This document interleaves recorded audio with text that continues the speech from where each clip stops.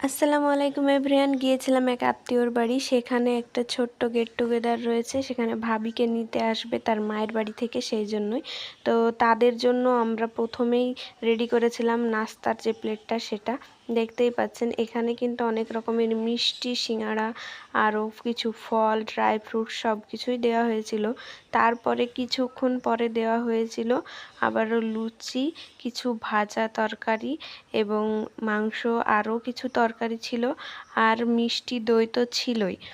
লুচিগুলো বেশ ভালো হয়েছিল। লুচিগুলো আমরাই বানিয়েছিলাম নিজে হাতে। দেখতেই পাচ্ছেন এখানে পটল ভাজা, আলু ভাজা, মিষ্টি, এক হাঁড়ি মিষ্টি, আর আরও মিষ্টি রয়েছে, সেগুলোও আপনাদের সঙ্গে শেয়ার করব। দেখতেই পাচ্ছেন বেশ ভালো ছিল দিনটা। এখানে বেগুন ভাজাও ছিল। বেগুন ভাজাগুলো আমি এক এক করে প্লেটে দিয়ে দিচ্ছিলাম সবার। আর এখানে আরও ছিল হচ্ছে মুরগির মাংস। মুরগির মাংসটা বেশ ভালো হয়েছিল। আর এখানে মিষ্টি, কালো মিষ্টি, সাদা মিষ্টি, কিছু শুকনো মিষ্টিও আনা হয়েছিল। এই ছিল আজকের খাওয়া দাওয়া, সব মিলিয়ে বেশ জমে উঠেছিল। এই তো ছিল। আল্লাহ হাফেজ।